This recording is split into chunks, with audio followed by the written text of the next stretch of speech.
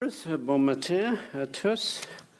Good morning, everyone. Open today's meeting. Welcome to meeting number 7 of the Human Committee.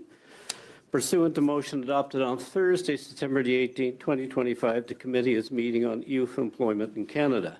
Today's meeting is taking place in a hybrid format, meaning people are participating in the room and virtually on screen.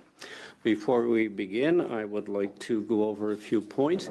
You have the option of choosing to participate in this meeting in the official language of your choice. Interpretation is available in the room. I would ask all members to get familiar that you're on the right channel before we begin. As well, those appearing virtually, use the globe icon at the bottom of your surface and choose the official language of your choice.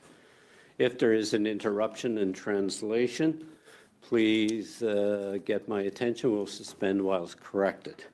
To those appearing virtually, to do that, simply use the raised hand icon. All witnesses appearing virtually have been tested and have meet the required technical requirements for today's meeting. Please, those in the room, if you could put your devices on silence mode so that they do not ring during the meeting, which can cause issues for the translators. As well, familiarize yourself with the microphone, and please refrain from tapping it, because again, it can cause issues to our translators. Please address all questions through IDA Chair. Wait until I recognize you before proceeding. And for those on Zoom, we went through those particular points. So we're beginning with the first hour of panel witness. And we have appearing in this one from the Macdonald-Laurier Institute, Heather Piurat. Director, Energy, Natural Resources and Environment. From the National Council of Unemployed Workers, Milan Bernard, co-spokesperson. And from the Provincial Employment Roundtable, we have Nicholas Salter and Morgan Ganon, Executive Director and Director of Policy and Research. We'll begin each one, those appearing two will choose which one is going to give your opening comments. You have 5 minutes to give your opening comments, and then we will open the floor to questions. And I would remind 5 minutes. As you're at 5 minutes, I will say thank you, which means I would expect you to wrap up shortly after I thank you for your presentation. So we'll begin today with the Macdonald-Laurier Institute for 5 minutes. Thank you, Chair. Go ahead. Thank you, Chair and committee members, for the opportunity to speak to you today. I think everyone across the political spectrum can unite around the goal of lowering youth employment, which stands at a historically high level of 14.5%. As we all understand, in practice, that translates into Merci. L'interprète me signale que le réseau est instable et que c'est difficile de faire l'interprétation. Merci.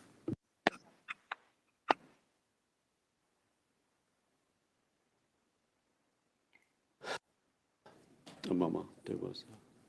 It's not translating.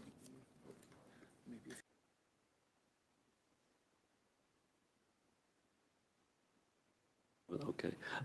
We'll come back to you, Madame Piurat. We'll move to Milan Bernard. If you could proceed with your opening statement. Oui, merci, Monsieur le Président. Merci aux députés. Thank you, Chair, and thank you to the committee for this opportunity to speak to you. Today, I'm speaking on behalf of the National Council of Unemployed Persons, which defends the rights of the jobless, helps workers on the ground, and defends them to improve the employment insurance program. Youth employment is an important economic indicator. The situation reflects a tremendous instability and uncertainty. linked to the trade war with the U.S. There is a crisis. When cuts are made to employers, then it is the last in, first out, which are often young people, and they're just not hired.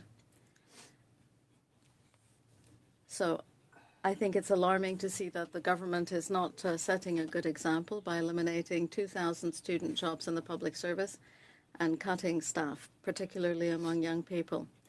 Employment among young people is becoming fragile. These are good jobs, and that means the transmission of skills and the public service is becoming more fragile as well.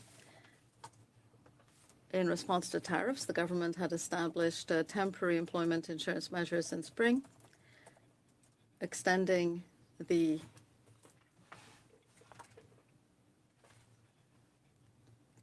period during which benefits could be received, as well as rules for compensation. The third measure is also coming to an end. It provides greater eligibility to employment insurance in the event of economic instability. By refusing to extend these measures, it doesn't understand, the government doesn't seem to understand how vulnerable people are. What they're doing instead is providing additional weeks for so-called workers who have been there a long time, leaving by the wayside thousands of others by restoring a discriminatory measure implemented by a former government. By targeting these workers who've been there a long time, this creates an artificial and unfair division among workers by setting aside young people and making it impossible for them to get this support. Many workers are being excluded from the automotive industry in particular, those who were supposed to be targeted by that measure and those who have been affected by long periods of inactivity these last few years. And many part-time workers are also being excluded. 75% of those are women, many of them young women. We haven't even mentioned seasonal workers, who are very important to the Quebec and Canadian economy. And crisis after crisis are being excluded and are excluded yet again.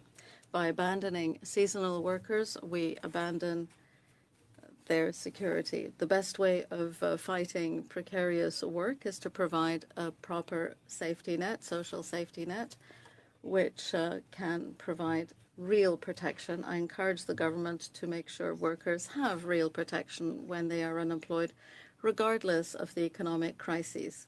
Larger eligibility review of sanctions already in place, extending existing measures and improving benefits for carers would be very helpful. We are repeating the suggestions submitted to your colleagues on the Finance Committee during pre-budget consultations. The government can come back on some of those decisions, get back on track, and respect its commitments, which it has repeated election after election. Thank you for your attention. I'll be pleased to answer your questions in the official language of your choice. Merci, Mr. Bernard. Thank you, Mr. Bernard. Employment Roundtable. Which presenter is giving it? Madame Salter, or Mr. Salter, or Madame Gano? Mr. Salter, I believe you're on mute.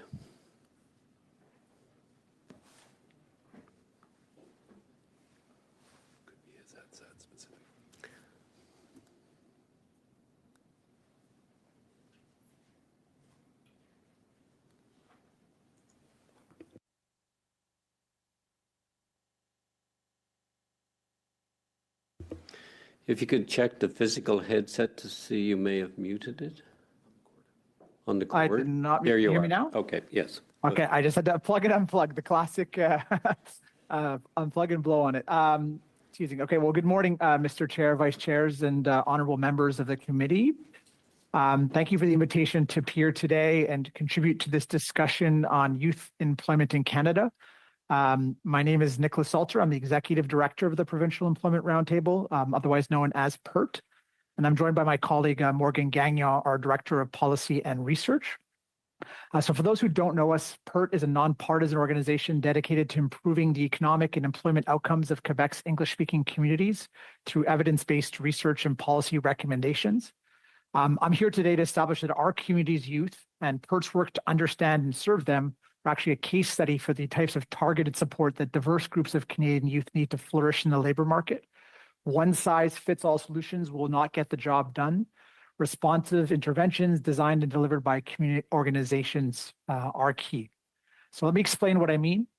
So in Quebec, English-speaking youth sit at the intersection of actually two vulnerable populations in the workforce, youth and official language minorities. They experience the same labor market detachment, uncertainty, and instability that many young Canadians face, while also carrying the added weight of language barriers. We recently received funding from Canadian Heritage to dig deeper into the employment issues facing English-speaking youth. We conducted focus groups with over 50 youth and surveyed 200 more. And then we paired our findings with data from the 2021 census to build a more robust statistical portrait. We broke down the youth cohort in specific age brackets to understand the different issues each group faces. Together, these sources offer a detailed and frankly, actually a concerning picture of how English-speaking youth fare in the provincial labor market. Allow me to share three of our core findings. The first, English-speaking youth in Quebec are starting their careers at a disadvantage. They're struggling to break into and remain in the labor force compared to their French-speaking counterparts. This is evident in their labor force participation rates, which lag behind those of French speakers by more than 6 percentage points. Their unemployment rate is almost double, 13.1% compared to 7.8%, and that gap widens among those under 25 to 17.4% versus 10.9%. Among youth in rural and remote regions of Quebec, these gaps are wider still. English-speaking youth in Gaspésie, La Madeleine, and Côte-Nord, for example, have unemployment rates of 27.7% and 21.8% respectively. Our second key findings help to contextualize the data. 3 out of 4 youth in our survey describe the job market as discouraging. Despite strong confidence in both their technical and soft skills, and that's the good news, they were confident, many expressed doubt that their skills will be enough to secure meaningful employment. Over half of all respondents identified French proficiency as a barrier to employment, one that limits not only their job opportunities, but also their ability to build professional connections and access the information needed to secure meaningful employment. Given this finding, it's not surprising that when we launched a linguistic mentorship program last year called Circleflex, where all accents are welcome, the vast majority of interested mentees were young people. Third, and finally, our research shows that these issues are compounded by a lack of institutional support. We surveyed English language employment service providers and regional community organizations about their experiences with the federal youth employment and skills strategy, YES measures, and the provincial Jeunes en Mouvement vers l'Emploi program. Not one had received support from the Jeunes en Mouvement program. So what this actually really means is that a generation of English-speaking youth in Quebec is left waiting for the support they need. This brings me back to my original point. English-speaking youth need and deserve programs that truly reflect their reality, initiatives that integrate French language learning and networking alongside job search support. The same is true across Canada. Immigrant youth, Francophone youth in other provinces, Indigenous youth, youth in rural and remote areas, youth with disabilities, and so many others need supports that are tailored to their lived experiences. Furthermore, these efforts must be led by local organizations that have the direct expertise to create responsive programs and the network to ensure these programs actually reach and engage youth.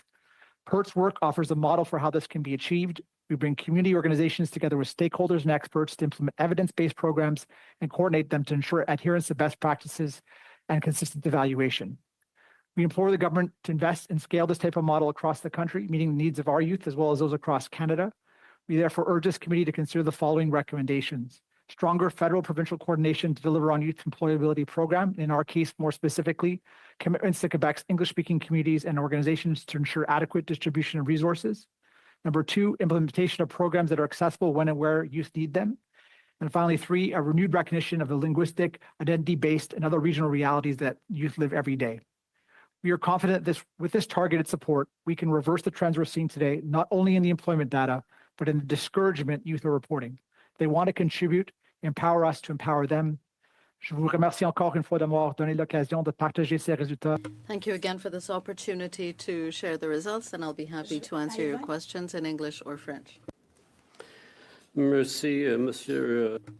Thank Now, Great, we'll try this again. So I think everyone across the political spectrum can unite around the goal of lowering youth unemployment, which stands at a historically high level of 14.5%. In practice, that translates into pessimism and resentment, lost opportunities to build skills and networks, dependence on other family members, and economic hardship. It represents a failure to launch. Although I expect many in your study will have ideas on programs and training to make youth more employable, at a fundamental level, the problem is that the economy is weak and there aren't enough firms hiring workers. The challenge of youth unemployment won't be solved without a hotter jobs market. Many times, the energy and natural resources sectors have driven employment growth in Canada. This is especially true when commodity cycles are swinging up and there's lots of new construction. Right now, those sectors, unfortunately, are experiencing investment weakness in Canada. Shareholders do not see Canada as a growth economy and are rewarding share buybacks and dividends rather than reallocating capital here. They think they can get higher returns in other jurisdictions and in other sectors. Prime Minister Carney has said Canada needs to build here at home at speeds not seen in generations. We would all like that. But the policy and regulatory environment of the last 10 years is still very much in place and is dissuading the private capital needed to build new mines, pipelines, railroads, power generation, and transmission in Canada, and the jobs it would take to build those things. To many in industry, it feels as though the recent rhetoric has been positive, but actual regulatory changes have not manifested. A more welcoming investment environment could unleash tens of billions in new capital spending and create hundreds of thousands of good jobs. Many of those jobs would be in rural and remote areas, meaning that Northern and Indigenous youth would be able to stay home and build their lives and careers near their communities. I think catalyzing our resource sector is an important way to alleviate youth unemployment. But there's another side of the equation we need to deal with, and that is the lack of skilled labor to develop all those projects. In particular, we need more skilled trades. I live outside Calgary, which is Canada's fastest growing city. We need to build more houses, schools, hospitals, roads, and services to keep up with population growth. My own nephew is in his third year of carpentry here. His cohort could handle 16 students, but only 10 have registered. His experience is borne out in the statistics. Across North America, for every 7 tradespeople that retire or leave the space, they're replaced with just 1. I don't know where will we get enough journeyman carpenters or electricians or linemen or plumbers to build things at speeds not seen before. I think we have spent a decade and more devaluing the building trades. It is seen as a lesser career path and something that requires a university degree. I thought the market would solve this problem, as the trades tend to offer higher paying jobs out of school, but they still face a lack of status. And this is my point. Our youth have been told that working in resource extractive industries and heavy industry is bad and that it has no future. They have often been discouraged from entering blue-collar careers. There should be no surprise that we are now facing a labor crunch in those sectors, even as we have high unemployment. To help address youth employment in Canada, we not only have to create a more welcoming regulatory and investment environment for the resource sector, we also have to value the people that work in those sectors so our youth feel comfortable choosing that career path. Thank you for your attention. I look forward to your questions. Thank you, Ms. Exner-Perot, for all three for your excellent presentations to the committee. We'll begin with the first round of questioning for 6 minutes with Ms. Goodrich. You have the floor.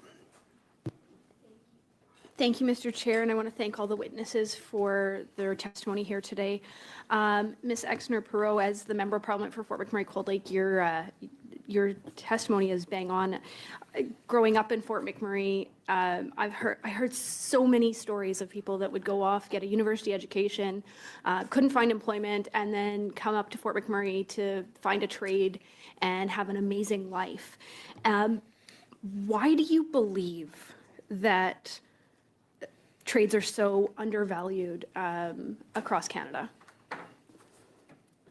Well, this is, a decades-long trajectory. I myself have 3 liberal arts degrees, so I'm a victim, of the trend of encouraging people to go to university. And it was seen as, the path to middle classhood in Canada was to go into university. If your kids went into university, you made it. And we started to discount the contributions of, I would say, blue-collar workers, construction workers, skilled trades, vis-a-vis those professional kinds of services. And we've seen it repeated by our elites as well. I think UN Secretary General Antonio Guterres has said explicitly, don't go into oil and gas. There is no future in that sector. You won't be doing the world any good. We have had our own Canadian politicians say, you should choose coding. You should go into coding instead of these resource sectors. We should know us for our resourcefulness, not our resources. And so that has affected, obviously, what youth perceive as their path to a good career and to a good status. Like I say, you see in the economics are transitioning where you know, if you do have a journeyman trade, you will probably have a good job and a good career. You can afford a house, you can support a family. But the status seems to still be lacking. And that is why I think not enough youth are choosing those trades where we do see that we will have a labor crunch. And so at least part of the problem with youth unemployment is that they're attracted to jobs for which there aren't enough, people on the other end hiring. Well, thank you. I appreciate that, and I see it on a regular basis. And I think the government's last 10 years of saying that the energy industry is bad and we need to transition away from those jobs has made a lot of teenagers and youth choose other careers because they've been told by government that this is a bad industry and something that it won't be here for their lifetime. And I'm wondering if you can talk a little bit more about how some of the emissions cap policies, the policies surrounding overall anti-energy rules and regulations like the emissions cap and the shipping ban, how they are impacting investment and therefore new jobs in these sectors. Oh, great question. And you mentioned, Fort McMurray, and we all remember the heydays, especially if you're from out west, of the hiring and the jobs that came in that boom time of between 2006 and 2014. And you could get a great job and you could support a family. You could have a great life. My uncle lives in Fort McMurray. And that has obviously declined. Part of it is just global commodity markets. We won't be naive and blame it all at the feet of certain policies, but certainly it means that Canada has to be more competitive right now in attracting that investment. Right now, global commodities are globally traded, and that means the capital will just go to whatever jurisdiction is going to get the best return on investment. In Canada, where we're, for example, the only oil exporting country that has put on an emissions cap or has threatened to put on emissions cap, that obviously is a signal to investors: don't put your money here. And we see it in mining and forestry and certain other sectors, similar conditions where this is just going to be a very highly expensive jurisdiction, an uncompetitive jurisdiction for return on investment, and the money goes elsewhere. Our resources are very valuable, but we have to allow capital to grow when it comes to Canada, and most of our policies and regulations have not allowed for that. Thank you. I actually know your Uncle Gary. Fort McMurray is the biggest small town, so shout out to Gary. One of the questions I have, and one of the things that I see having grown up in Fort McMurray again and having lived there most of my life, is the Indigenous participation in the workforce is substantially higher than the rest of Canada. In fact, it sits at about 6% of the workforce, whereas Indigenous people make up approximately 3.3% of the Canadian workforce overall. So having a limit to job and investment in energy industry actually has a huge impact on economic reconciliation with Indigenous peoples. And I was wondering if you have seen any trends across Canada of Indigenous employment going down as a result of these bad Liberal policies.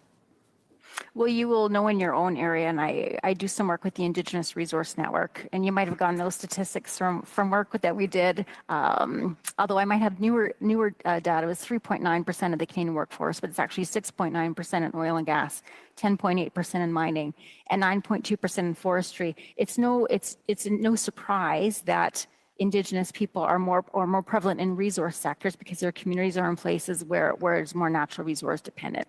And so I have seen, and I have personal friends who are not getting the jobs, not getting the contracts. Most of them are small business owners because there isn't growth happening in Alberta, in Northeast BC, the way that there could be if we had a more welcoming environment.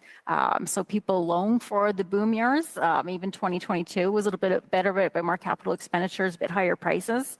But having a more competitive environment would certainly stir more investment, and that would create more jobs and contracts for small business owners, many of whom are Indigenous. Thank you so much. I really appreciate all of the witnesses. Goodrich, Madame Desrochers, pour 6 minutes. Ms. Desrochers, 6 minutes. Et merci beaucoup aux témoins. Thank you to the witnesses here today with us this morning. Thank you for taking the time to share your views. My first question is for Nicola and/or Morgan. has invested quite a bit to make changes to the official language policies and workplace, as well as investing in communities in minority situation, minority language situation. Do you think that these have brought on notable changes? Do you think those have been helpful in dealing with the situation you describe with respect to, I guess, I know you're speaking about English speaker in Quebec, but you also referred to other people across Canada in minority situation. Sorry, and you're speaking with the specific investments in the Official Languages Act and the new Languages Action Plan? Yes. Yeah, unfortunately, just getting those out the door has been quite delayed. So we have not seen the impact of any of those investments. So the announcements were made over 2 years ago, but there's been significant delay in the allocation of those funds. So they haven't had the impact that we've hoped. We certainly hope that they do. They're not necessarily targeted to youth more specifically. So I think the stats, and then so I think they will, and ideally help you English-speaking youth in Quebec. But the kind of specific interventions, particularly one paired with language training and kind of holistic approach that English-speaking youth need, may not be provided by those existing funds. Okay. Thank you. J'ai une question pour, I have a for Ms. Asner-Pixot. Thank you. So I guess my question is twofold. So thank you for sharing your perspective on the energy sector. In the recent work we've been doing in the platform and how we're looking at initiatives to address the situation, because I think we've all agreed that there is a gap, and this was also part of last week's discussion around a mismatch between the skills that our youth have and what the labor market is requiring. And I'm just wondering if, in your view, programs like the one we have proposed, where we would provide up to $8,000 for apprenticeship training for skilled youth, if you think that would be helpful, first of all. And then if not, what else can the federal government do to support, to encourage youth to actually go into those sectors, into those? Yeah, this is a great question, and I'll base it. I used to work at the University of Saskatchewan doing a lot of work with Northern and Indigenous programs. And at the time that I was there, it was in the last commodities boom. Uranium was booming, potash was booming, and there was a real skills shortage, a labor shortage. And the colleges were trying to do whatever they could to get more youth into the programs. And then the bust happened, and there was a mismatch between what was promised, youth had been trained up, and then there's nothing on the other end. And so I think for many disadvantaged youth, Northern and Indigenous youth in particular, having that assistance to go to school is very important, and making it easier for them to choose trades or other things that we have a skill shortage in. But it's also extremely important that there's a job for them on the other end of that. And it'd be extremely discouraging to go and take the step out, maybe leave your community, move your family to go undertake training, but then there's no job on the other end of it. So, in any economic analysis, I think you'll find that a high-paying job and availability of those high-paying jobs, on the other hand, on the other side, are the best incentive for going into these trades. But absolutely, I do think in the case of Indigenous Northern youth that I spent a long time with, that kind of thing would be helpful. Follow up. So I'm trying to understand, because so we're saying the youth are not taking the skills trade that we want, but we're saying there's no job on the other side of it. But at the same time, we hear from employers that they don't have the people don't have the right skills. So I'm just trying to understand, what would be your recommendation in getting a better match, and how can the federal government help with this? Yeah. Yeah. Great question. This is a chicken and the egg question that I've seen play out in resource sectors many times. And part of it is that the sector doesn't want to grow if it doesn't think it had the skilled labor force to grow with. If it thinks it's going to be extremely expensive, to do new construction. We've seen a lack of productivity, frankly, in some of the big major projects that we've had out west in the last 5 years, where the labor force just was a lot more expensive, a lot slower, a lot less productive than I think was the expectation of the proponents. And so there is a mismatch. It is a bit of a chicken and the egg. I think helping to create investment and having a line of sight on major projects being built, and then in tandem with that, trying to work with employers, and I mean, they have lots of opinions, and they're not shy about them, as I'm sure they'll be in this study, of what particular skills trade is that is really being that bottleneck. And I'll just give you one more example. In Saskatchewan with Cameco, this is the world's biggest publicly traded uranium company. They're doing an expansion. Uranium is a hot commodity, a hot market, and they are not producing as much. This is in their disclosures. They are not able to expand as fast and produce as much because of skills shortages. And so it is definitely tricky. But I think in general we know that trades will be in higher demand. De Rocher, Madame Gill, pour Ms. Gill, 6 minutes. Thank you, Chair. I'd also like to thank all witnesses who have shared their ideas with us. We're very interested in their views. I'd have a lot to say. But first of all, I'd like to put a question to Mr. Slater and Mr. Gagnon, because as a member for the North Shore region, you really interested me by talking about the difficulties that some young people had in finding jobs on the North Shore. You talked about the Lower North Shore, which is also in my region. And as far as I'm concerned, the language issue does play a role, even though that part of the region has very strong links with Labrador and Newfoundland, and these are essentially Anglophone communities. They have been for the past 150 years. I also believe there are other considerations in jurisdictions, federal jurisdictions, where young people could be helped to find jobs and to help them remain in their communities, because that is something they would often like to do. There are many things I'd like to put before you.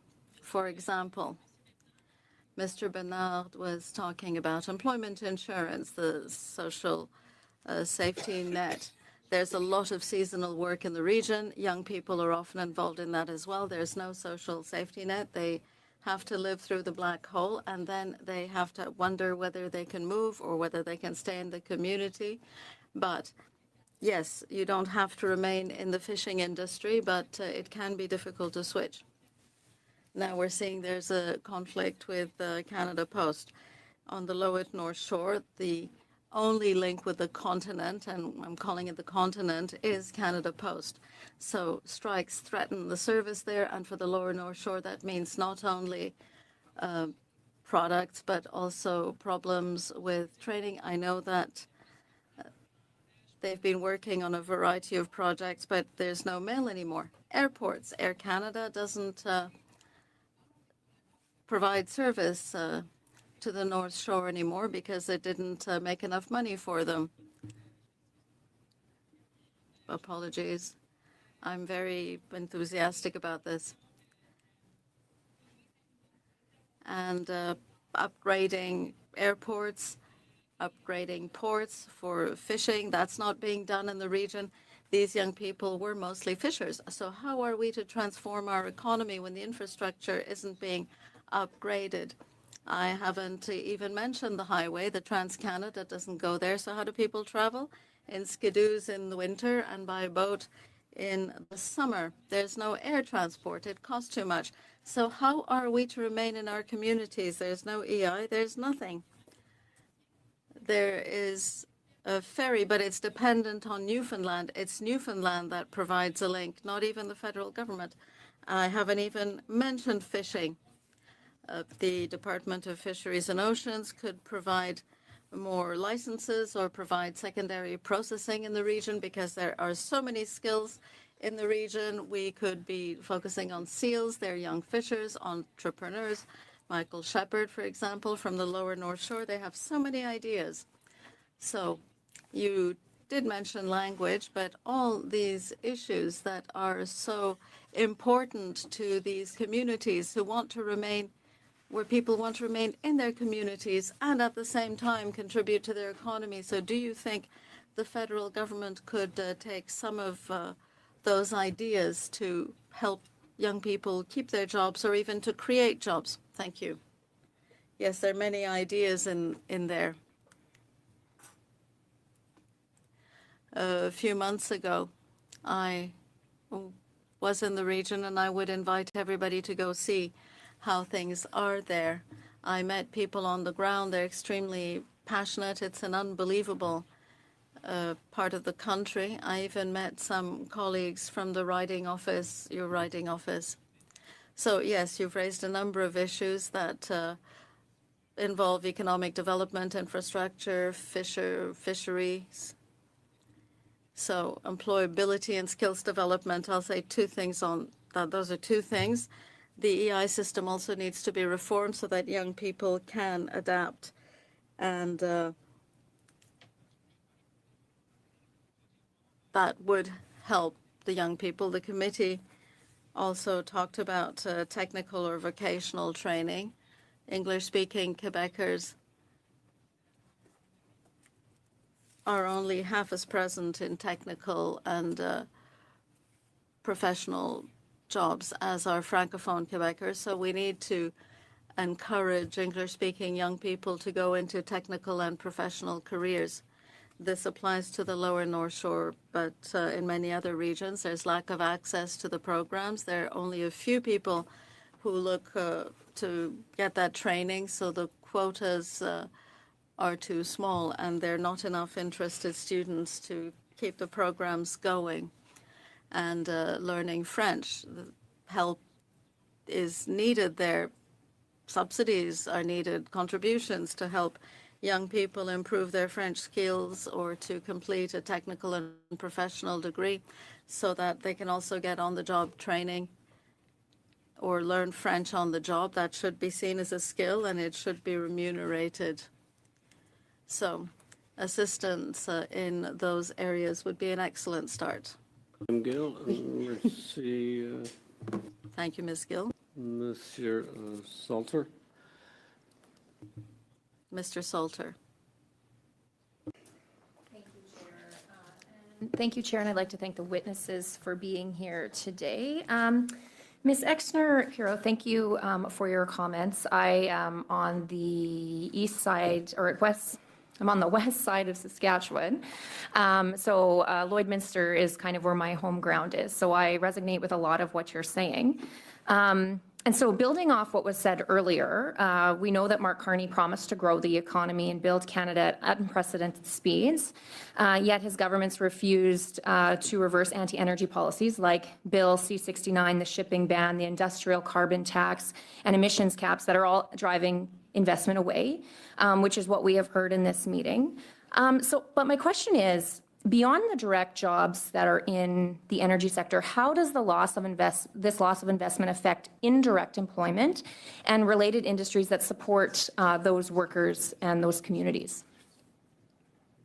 This is a great question because I think sometimes people think resource extraction only serves, oil is only for Alberta, potash and uranium are only for Saskatchewan, natural gas is only for BC. But I can tell you I've done some research, for example, on the oil sands, and cumulatively, the oil sands have spent $1 trillion, have spent that in Canada. About a third is royalties and taxes, also to municipalities, but a very substantial amount of that is on manufacturing. And there's hundreds of companies in Ontario and Quebec and across the rest of the country that supply the oil sands, which is a huge spender domestically in this country. And so when you're a period like they are right now, where there isn't a lot of new construction, there aren't a lot of new facilities, then you don't need the steel, you don't need the aluminum, you don't need the manufactured goods, everything that those large companies require. Same with mining. Again, it's you're manufacturing heavy equipment. which Canada is quite good at. But that right now, if it's harder to open up a mine, then you just don't need as much of that equipment. You don't need the construction, you don't need the camps and the catering, and also the transportation that goes into it. And so obviously it has tremendous indirect impacts on the economy. Right. And so then those royalties and taxes obviously going to provincial or federal governments who then can use it on our social services such as hospitals, education, et cetera, which would then give a better quality of life to Canadians in actually any part of the country. Would you agree with that?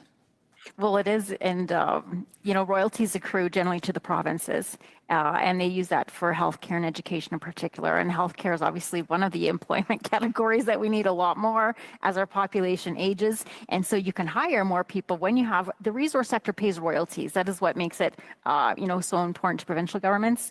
And so the more royalties that you have, the more that the healthcare and education and social sectors can also hire.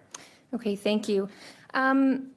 If the government continues with its current approach, what long-term effects do you foresee for Canada's energy sector and the employment prospects of young Canadians? So it's already having effects now, obviously, and it's been much discussed. We talk about the just transition. Certainly that talk discouraged people from going into the resource sector. We saw, for example, petroleum engineering programs, shut down in Alberta, even though this is still a sector that produces $160 billion a year. There's not enough people for petroleum engineering, program that would graduate a couple of students a year.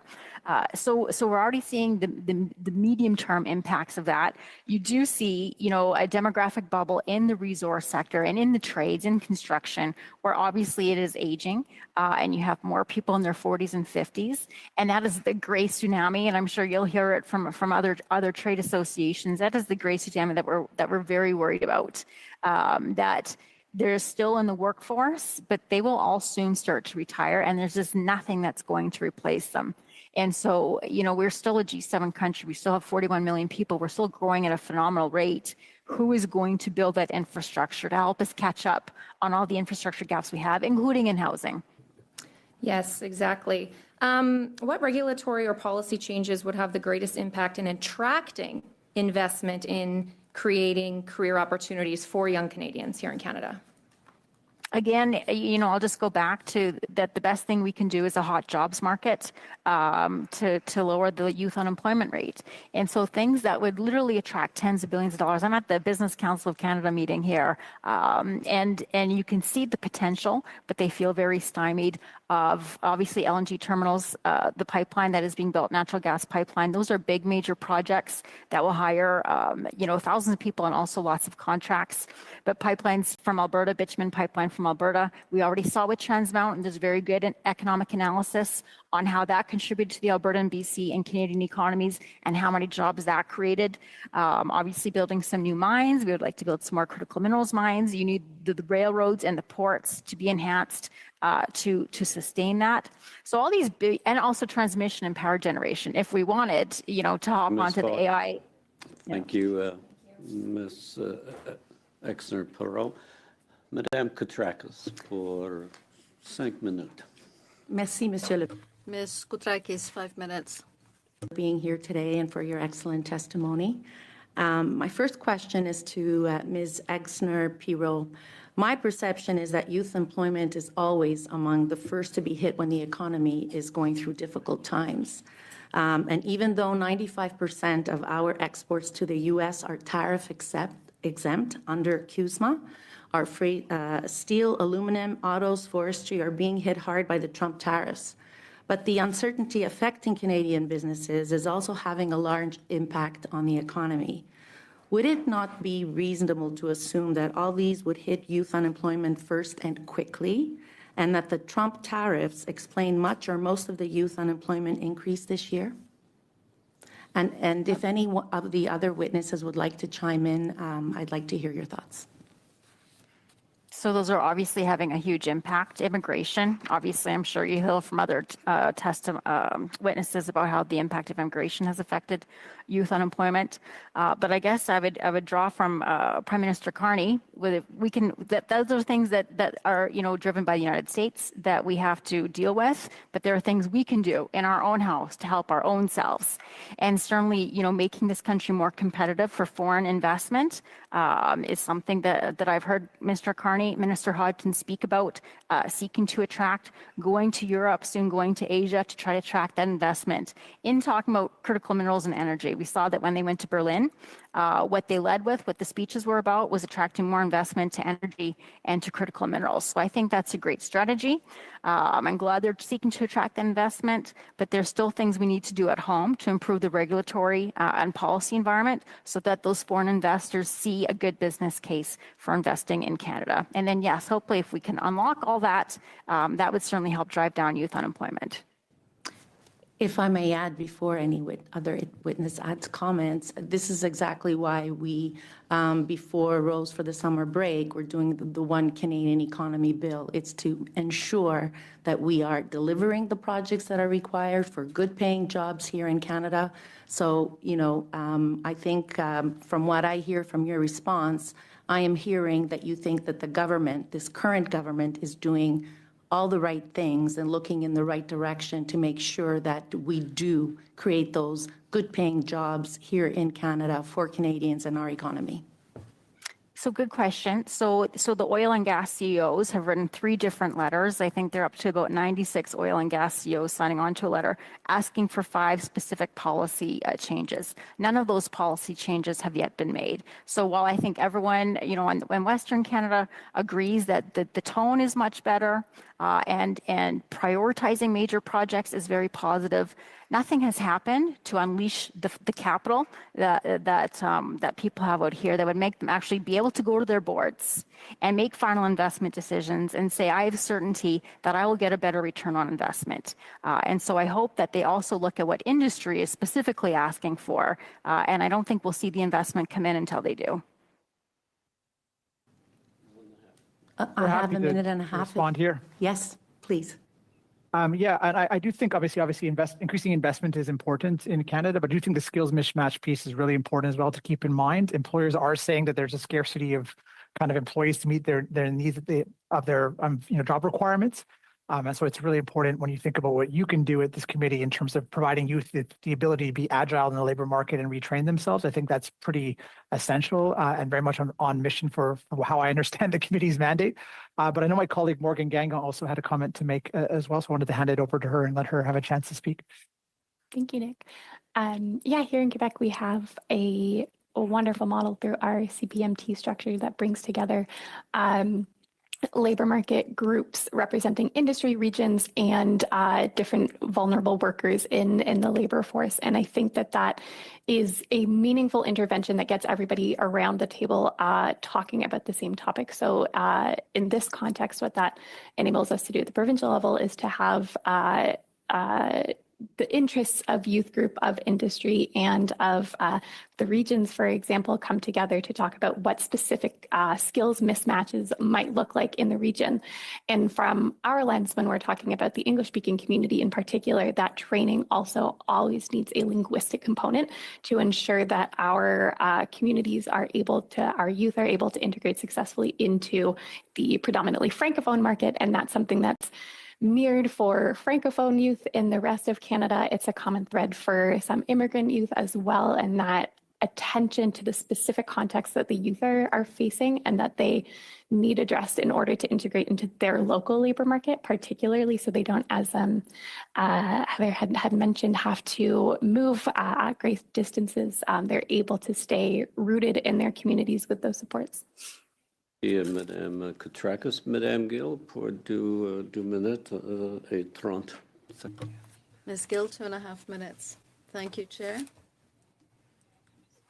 I have a question for Mr. Bernard. I listened to your presentation, and I can't say I disagree with anything in it.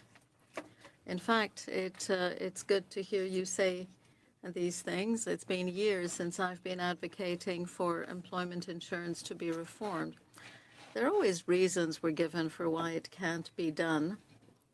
I've worked in other areas, and we've been waiting for that reform for at least 20 years.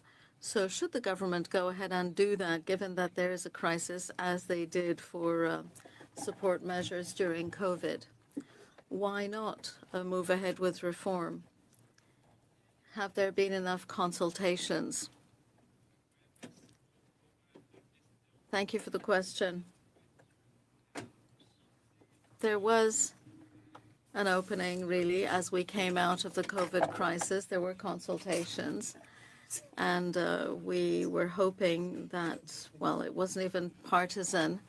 A lot of people thought we could go ahead, perhaps not reforms as extensive as we would have liked to see, as workers would like to see, but still reforms that would have provided genuine improvements. However, those initiatives were halted, and all kinds of reasons were given, like it's the computer system and other things. But so it didn't happen. There's a quotation I like very much from the former Labor Secretary, Franklin Delano Roosevelt, who said the purpose of a social measure isn't just to deal with a given problem, but to deal with the problems that it will lead to later. So when you've got structures in place, when there are problems and economic shocks, then we have a robust EI system that genuinely protects workers. But by contrast, except for some minor improvements over the past 5 years, what we've seen is basically the system being dismantled, the EI system being dismantled. So we're ready to go, just needs to be implemented. Well, it's interesting because my predecessor, Mr. Pierre Serret, had testified before a number of House of Commons committees, and at one point he said it was like the Nike slogan, just do it. All that remains to be done is just to get on with it. But it's a question of political will. There's been a majority of vote in Parliament. Even during a minority government, there's a majority that is in support to reform or at least improve the EI system. Thank you, Ms. Gill. For five minutes. Thank you, Chair. Just reflecting on this, I think, really interesting discussion. It seems to me that we talk a lot in Parliament about those who are disproportionately affected by problems. And I certainly think that that discussion has an important place. But the fundamental problem with youth unemployment isn't disproportionate impact. It's severe economic problems caused by policy that are hurting the job market overall. And in that context, there are some things we can't control, but there are also some things we can control. And a lot of those things that are controlled by policymakers are just not going well. If the economy was better off, then everyone would be better off. If the economy was surging and employers were hiring, then many of the problems that we see would be solved by employers who would have the resources to attract and train the workers that they need. In my view, in our view, it's not a wealth distribution problem, it's a wealth creation problem facing our country.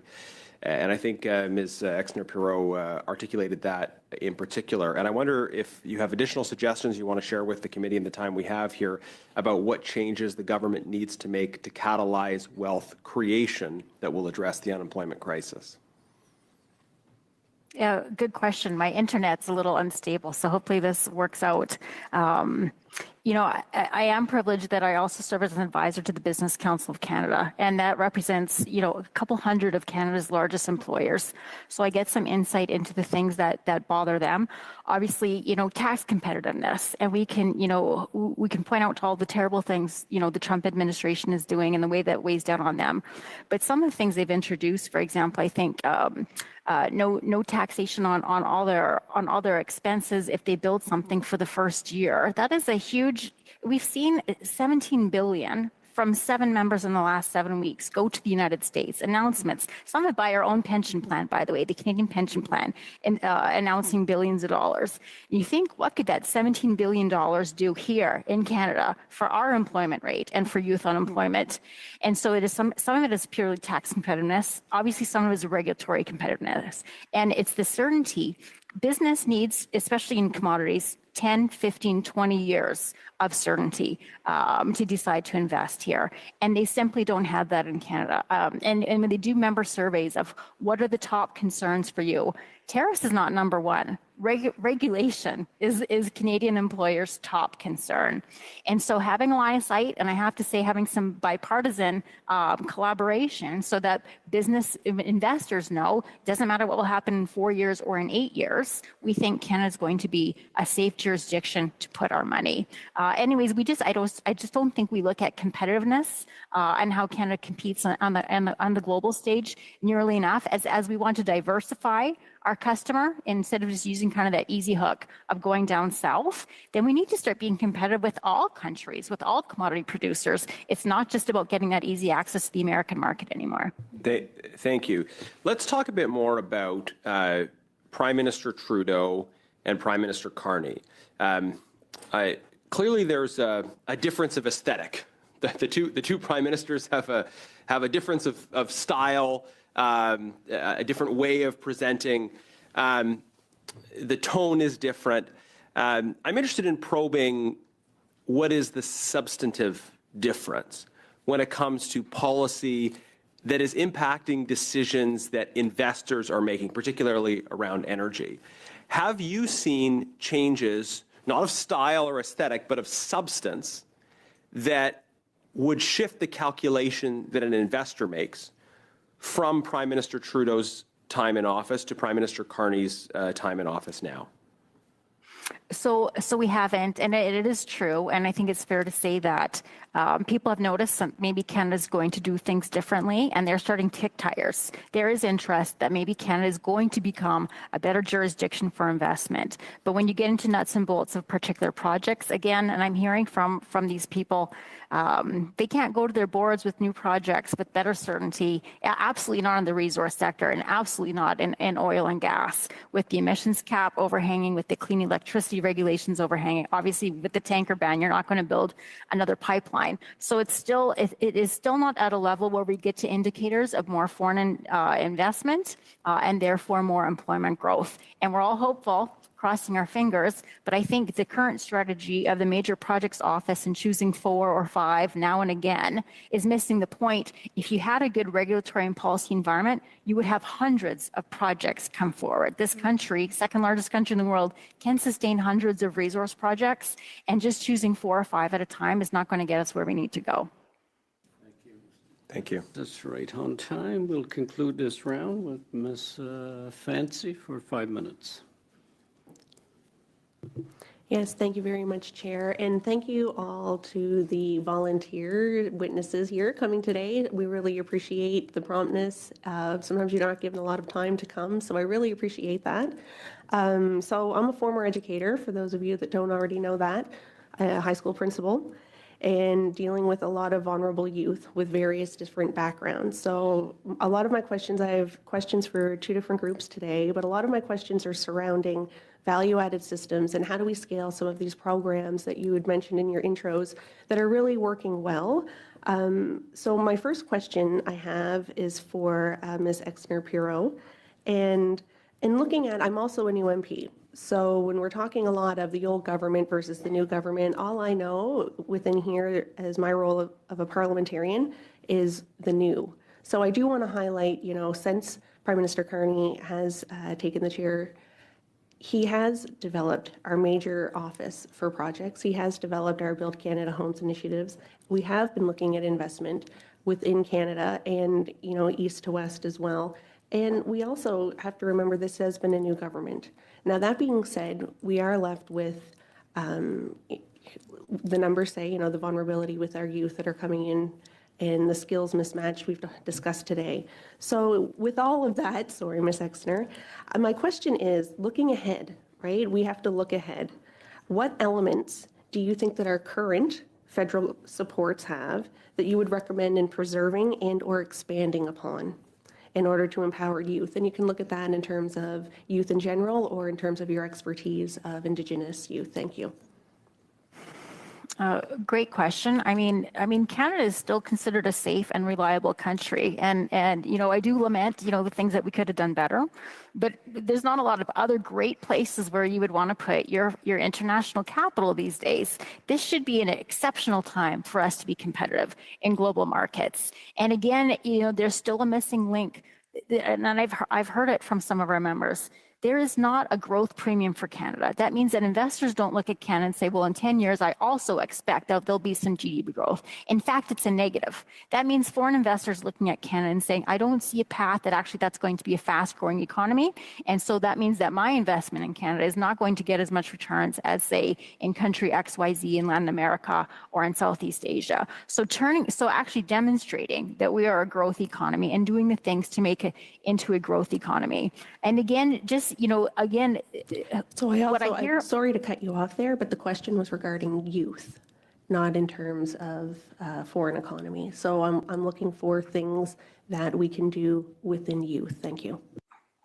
And I guess that is just my philosophical approach, that a hot economy with lots of foreign investment and lots of jobs growth is the one thing that will trickle down to help youth. And in particular, when we're talking about the resource sector, energy and critical minerals, as Minister Hodgson and Minister Carney often talk about, those are often construction jobs, and those do tend to prefer youth workers. So whether it's labor or skilled labor, those tend to be, and also easier to enter, whereas you might need 4 or 6 years for a professional degree to become a teacher, to become a lawyer. You can enter the trades, you can enter construction with maybe just a few months of education. So that's still my answer, I guess. No, thank you very much there, Ms. Exner-Pirro. My other questions that I have are for Nicholas and Morgan. You had mentioned resiliency in your intro, and resiliency has kind of been the name of the game as myself as an educator in dealing with youth from many very vulnerable populations of people. My questions that I have for you, I have 3 of them. What mechanisms within federal programs have contributed to youth resilience and skill building? Thank you. Thank you. So we're happy to answer. And first off, congrats on your election. My mother's from the Maritimes. I spend my summers around Mahone Bay. So it's an area I know well. And the reason I mentioned that's my riding. I know it is. Just there this summer. But the reason I mentioned that is because I think a lot of the reality of Quebec's English-speaking youth speak to some of the reality of the regional youth in your riding as well. We recently did a study on community revitalization, place-based community revitalization, and I think Morgan can speak to that and how that are the powerful approach that the federal government could leverage to build the resilience for youth in particular. Absolutely. So we see strong out-migration from rural and remote regions in particular in Quebec that is either into Montreal or into urban centers, and then oftentimes onto Ottawa, Calgary, Alberta, provinces that might not have language barriers or provinces that might be seen to have a different labor market context. And so what we are interested in seeing for our youth are programs like vocational training, like bridging programs, like partnerships or stages with employers that help them get their foot in the door, develop the employment skills and the language skills that they need in order to not only get that first taste of employment, but then to be able to stay in that line of work or in their community. And in terms of what federal investments are able to support that for our community in particular, as Nick mentioned, we did a survey of our network members of employment organizations serving English-speaking communities. Thank you. Sorry, we have gone over. Thank you, Ms. Fancy. You can provide those comments directly to the committee through the clerk if you have something to add, any one of you after this. With that, I want to thank the panelists for appearing in the first hour. We'll suspend for 2 minutes while we transition to the next panel. Thank you, and we'll spend for 2 minutes. Suspend. Thank you.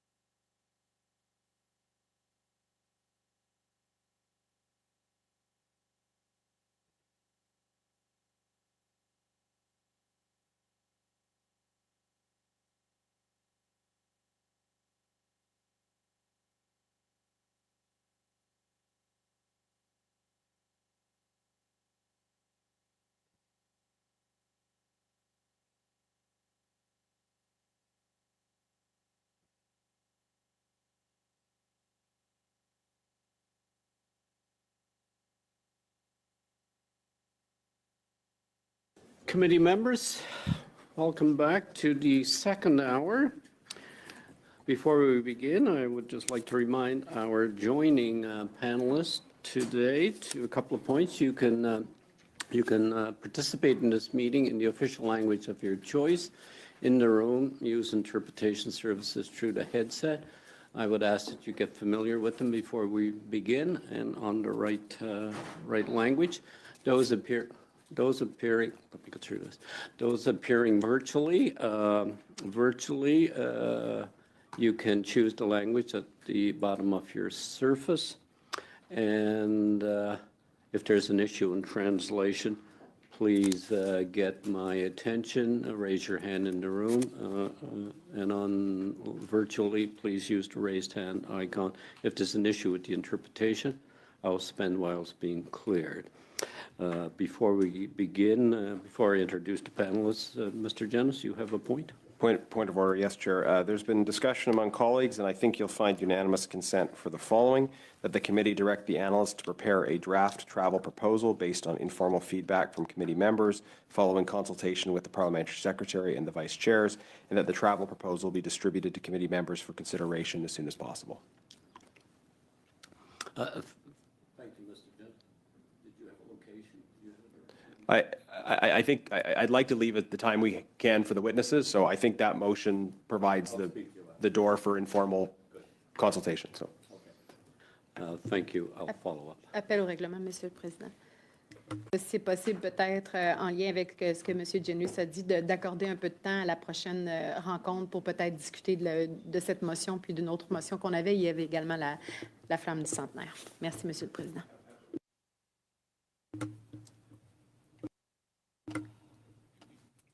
après, nous avons reçu la Yes, once we receive the hard copy. Formal motion, he was using it on consent, which was fine. And we'll follow up on that. So we'll continue with welcoming the witnesses to the panel. And again, please, members, direct all questions to myself, the chair. We have from Curtis, Mr. No, who do we have? Yes, from Curtis, Mr. Renze Nauta, Program Director, Work and Economics. From the Coalition of Concerned Manufacturers and Business of Canada, Catherine Swift, President. And from Polytechnique Canada, Sarah Watts Renard, Chief Executive Officer. We'll begin with Mr. Nauta for 5 minutes or less, please. Thank you, Mr. Chair. I am Renze Nauta, and I'm representing Cardus, a public policy think tank where I run a research program on work and economics. All of our work at Cardus is centered on the idea that every human person has fundamental human dignity and that public policy should reflect that fact. In employment policy, this requires a recognition of the dignity of work and the fact that work is about more than just money. Of course, there is a financial component to work, as people bring home paychecks to support themselves and their families. And there is dignity in that. But even more fundamentally, the dignity of work means that the work itself, not just the paycheck, contributes to that person's flourishing. Everyone has something that they can offer, a talent or a gift, and their time. Work is about putting those at the service of others. This is ultimately what gives work its meaning, and it is through this gift of one's services that people connect with their community and help it flourish. In other words, work makes people better people. And the data back this up. Cardus research shows that people who are employed have better physical and mental health. They have stronger marriages and family relationships. They are less likely to do drugs and commit self-harm. Work is also important in forming people in virtue, and it plays a significant role in keeping people, especially young people, out of crime. La question de l'emploi des jeunes à laquelle notre pays est The question of youth employment that we're facing has to be viewed from that angle. Yes, there is a cost of living crisis in Canada, and young people have tremendous difficulty in making ends meet without even mentioning what they need to save to put a deposit down on a home. But an even greater concern is that a significant percentage of this generation risks being unable to benefit from the social and non-financial advantages of work if they don't experience work as a way of significantly contributing to the community. Would have serious consequences both now and in the future. And I would like to focus in on one particular aspect of this problem that Cardus highlighted in a recent report. Our research found that a significant proportion of Canada's working class is over-credentialed for the jobs that they are doing. In this report, we define the working class as those working in jobs that do not require a post-secondary credential. But using data from Statistics Canada's Labour Force Survey, we found that over half of them have at least a college diploma, making them, by definition, over-credentialed for their jobs. Moreover, we found that this problem had worsened considerably over the last 20 years. From 2006 to 2024, the percentage of working-class people with a college diploma rose nearly a third, from 42 to 56%. The percentage of the working class with a university degree more than doubled, from 9 to 19%. This phenomenon is especially acute among young people, but the problem persists through all age categories, suggesting that the challenges that young people face in their early careers can have long-term effects throughout their working lives. We also looked at the demographic breakdown of this problem according to gender, region, industry, and immigration status, and we can get into that in the Q&A if you're interested. In short, many people are coming out of colleges and universities with diplomas and degrees that are simply not needed for the jobs that they end up in. Of course, education is more than just training for future jobs, but we should not underestimate young people's expectations that their diplomas are preparing them for the workforce. They are left with debt after many years of study with little to show for it. This in turn fuels credential inflation, as young people feel like they need higher and higher degrees to differentiate themselves from other workers in the labor market. I believe that this phenomenon accounts for a large portion of the feeling of frustration in our economy and in the working class specifically, whereby people did what they were supposed to do, that is, get an education, but can't get ahead. It is a complicated problem, but part of the solution has to be to reorient our education systems so that they better align with the needs of labor markets. Young people should not be unduly pushed into higher education if that is not their calling. Our education systems should promote co-op programs to encourage students to have a better appreciation for the variety of legitimate career paths, such as the skilled trades that offer a fulfilling and lucrative future. Our report contains other policy recommendations, but as I assume that my time is coming to an end, I'll leave those for the Q&A. Thank you. Nauta? A few seconds on there. We'll go to Ms. Swift for 5 minutes or less. Ms. Swift? Ms. Swift, I believe you're on mute. I'm sorry. Yes, my Coalition of Concerned Manufacturers and Businesses Canada, we mostly represent small and medium-sized businesses across Canada. As you may know, many young people find their first job in a small business, so this sector is a very important contributor to providing jobs for youth and setting young people on the path for a successful career and life. The past decade has not been a good time for small firms. They've faced higher taxes, increased regulatory burden, and a sluggish economy dragged down by bad government policy. Other countries have performed much better than Canada under the same global circumstances, which shows that our economic problems are self-inflicted. The massive expansion of the public sector at the expense of private sector growth has also meant an increased cost burden on the private sector and damaged our economic productivity. From 2019 to 2023, government employment grew by 13.3%, while the private sector grew by a mere 3.6%. The private sector, of course, pays for government, and naturally, this is not a sustainable path in future to have the money-consuming sector exceed the money-producing sector. As many people have pointed out, the reckless changes in the immigration system that did work well previously for decades has had a serious negative impact on youth employment and the economy. Abuse of the temporary foreign worker program, student visas, and so on is rampant, and yet the government doesn't seem to want to do anything about it. You can't pretend to be concerned about youth unemployment while not taking proper action to cut back on immigration that is not beneficial to Canada and not enforcing rules around things like student visas that are being abused. No more government programs are needed. In fact, many of them should be eliminated as they distort the labor market in inappropriate ways. What needs to be done is a reduction in overall taxation so there's much more money left in the hands of businesses to hire properly. Payroll taxes are especially damaging as they are effectively a tax on jobs. They're also more punitive to small businesses because small firms are more labor intensive than our large businesses. We've seen increases in CPP and somewhat EI in previous years, but these have been particularly negative for small firms. We have a lot of members in the manufacturing sector, and one of their comments is that they found youth not willing to work in a manufacturing company, as it might involve shift work and other conditions that young people find inconvenient. A job for a young person in manufacturing can lead to a very well-paying career.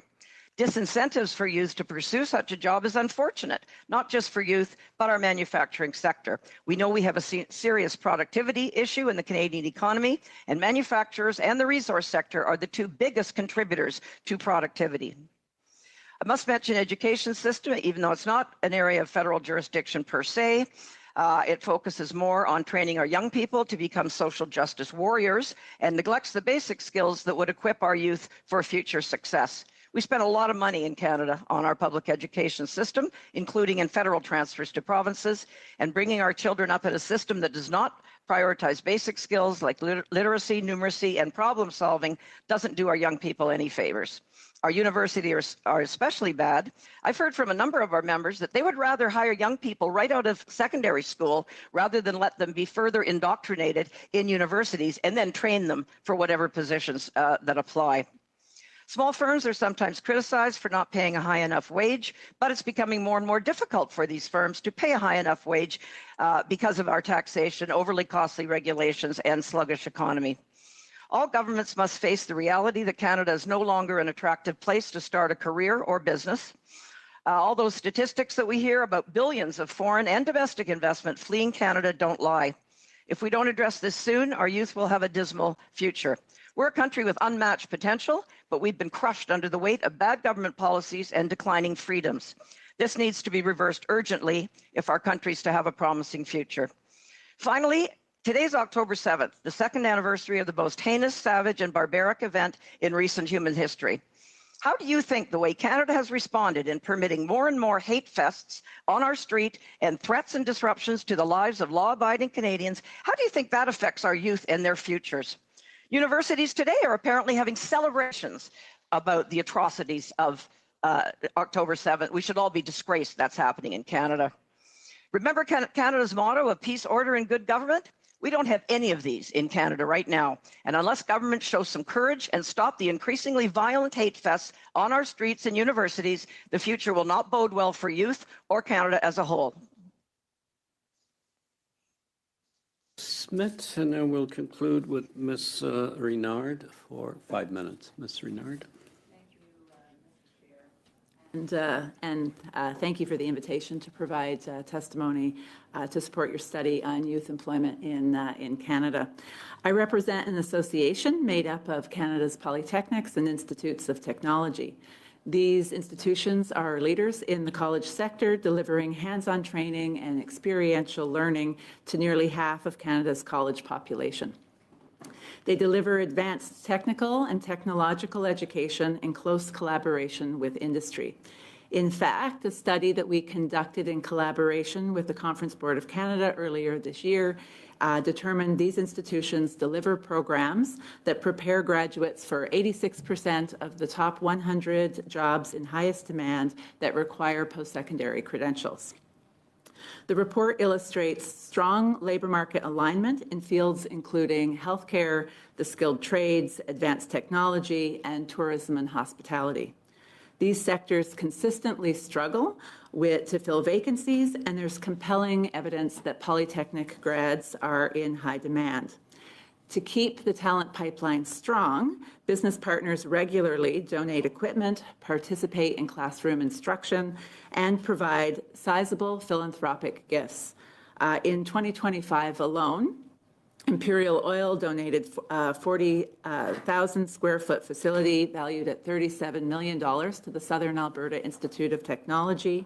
Nutrien donated $15 million to Saskatchewan Polytechnic to support new campus development, and the British Columbia Institute of Technology raised $33 million from more than 45 donors to help build a new trades and technology complex. Labor market alignment also shows up in our graduate employment rates. Within 6 months of graduation, a vast majority, and more than 90% in some programs, are employed within their field of study. Polytechnic students learn by doing. They graduate both with competence and confidence to hit the ground running.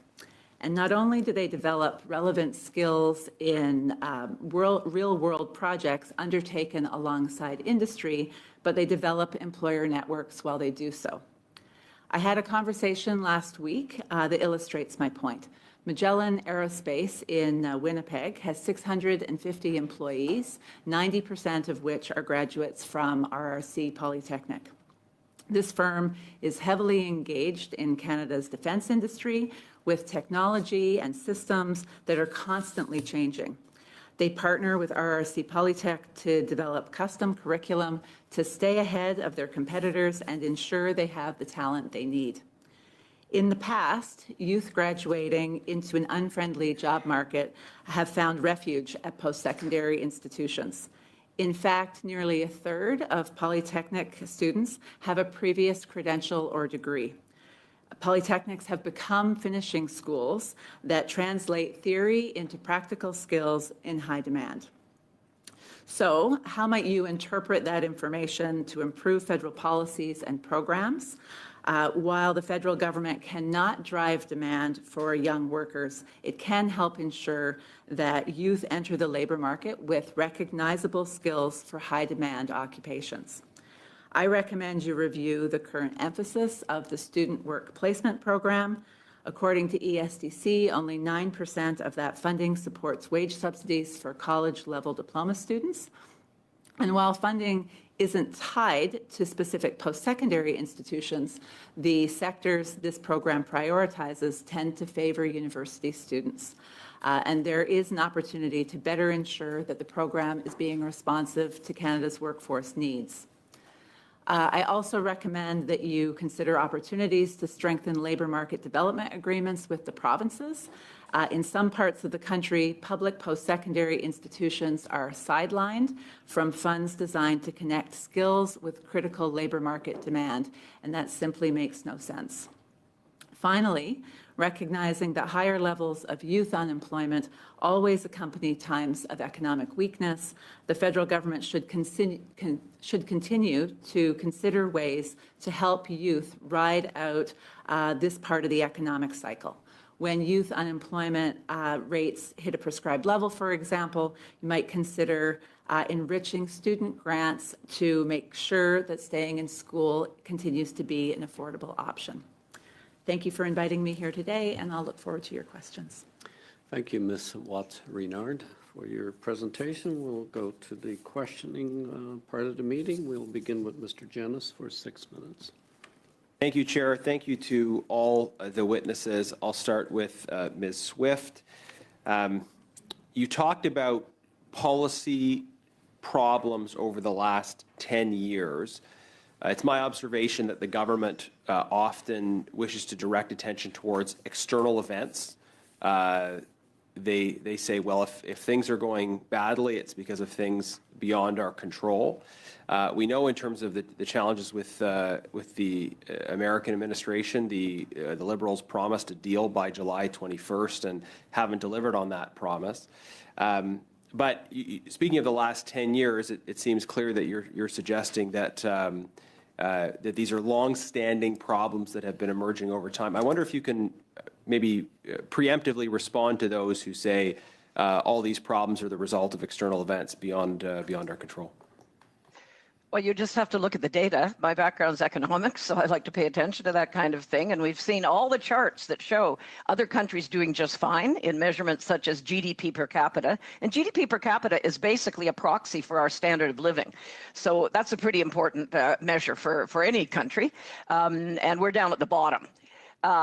We've seen it's not what I guess is really frustrating is that it's not mysterious as to why we're doing so badly. Our major industries have been discouraged. The resource, this has been mentioned by previous people, I won't belabor it, but a lot of legislation has been put in place to make building anything in Canada very, very difficult. We kowtow to a lot of green policies, so-called climate policies, whatever you want to call them, which has spent tons of taxpayer dollars on, are never measured, and never, to date, I haven't seen one of those predictions actually come true. All of these things contribute to a poor economy. And again, just compare ourselves to other countries. They're not having anywhere near the same trouble we are. So it's definitely self-inflicted. And finally, though, let's face it, if the economy is not going well, nothing's going well. And that goes for youth. It goes for anybody in the country. There's been far too much subsidies of businesses, and all a subsidy is benefiting one business at the cost of another, and often benefiting a weak business at the expense of a business who's paying taxes because they're being very successful. So these types of policies are long-term failures.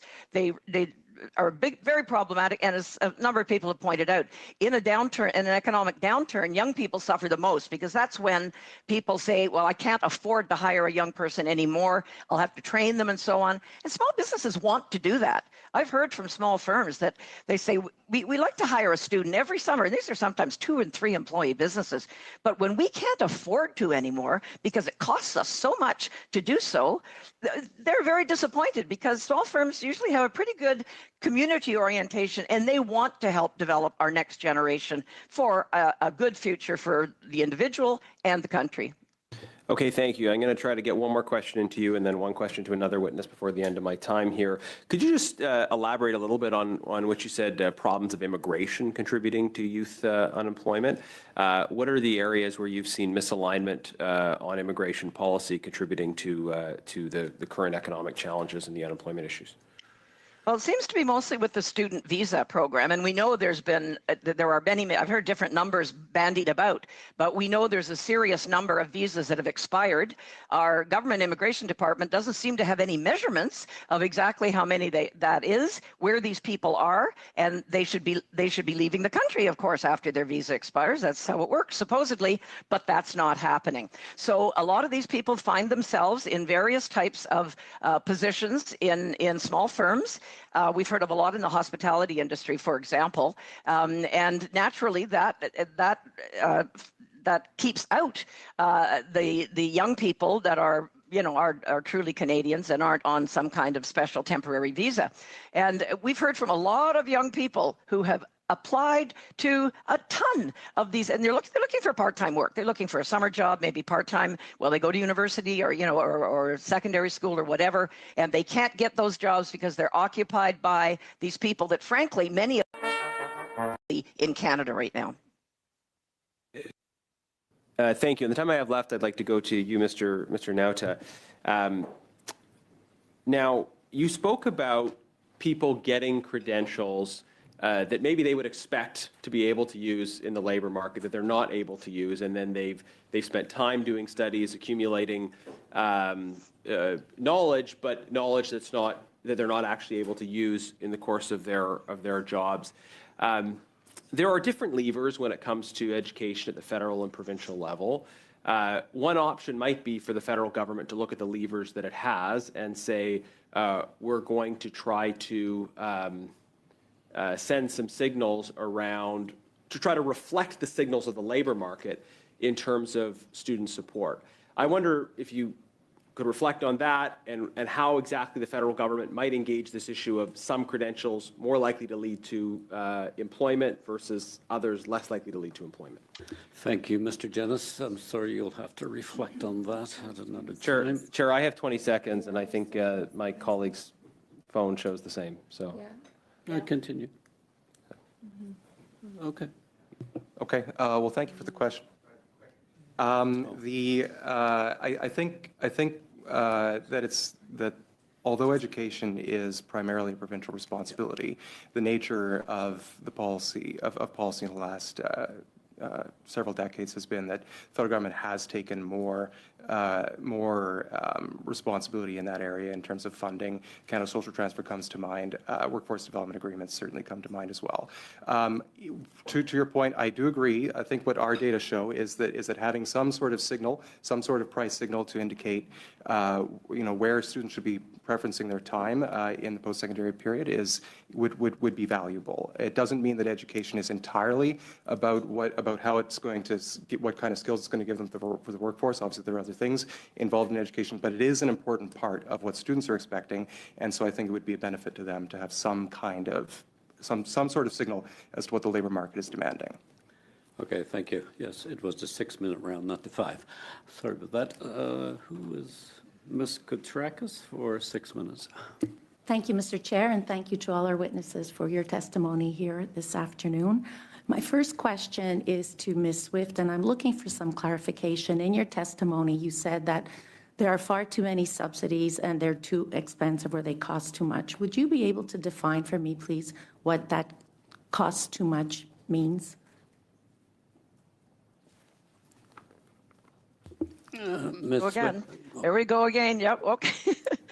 Generally speaking, government programs do not favor small businesses.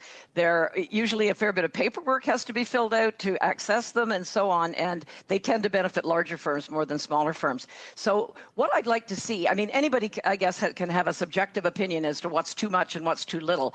But when you find small firms in particular struggling to obtain some kind of subsidy or some kind of thing to incent their hiring of young people, and then of course you have to tax them to pay for that program. So it's much better to leave the money in the business's hands to spend how they choose, because we've seen a lot of evidence over the years that they make much better decisions for their own business, usually because their own livelihood is at stake in the process, than some government bureaucrat does. So what I'd really like to see, because there's such a plethora of programs of many, many different kinds, but there's very rarely any measurement of how effective they are.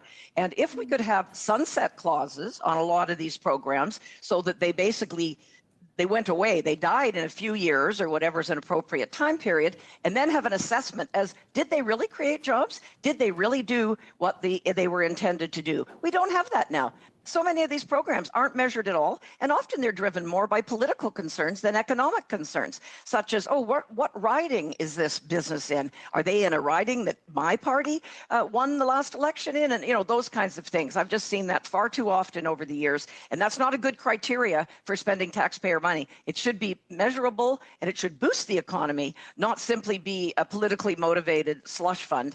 And, of course, we've seen subsidies to really inappropriate industries, and maybe it doesn't seem to directly involve the whole youth unemployment issue. But when you're spending billions and billions on failed businesses, EV electric vehicles is a very good example of that, actually.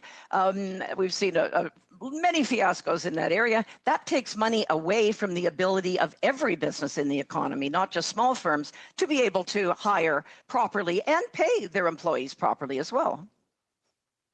I want to say, and for all the Canadians who are watching us today, that small business in Canada has one of the lowest tax rates in the G7.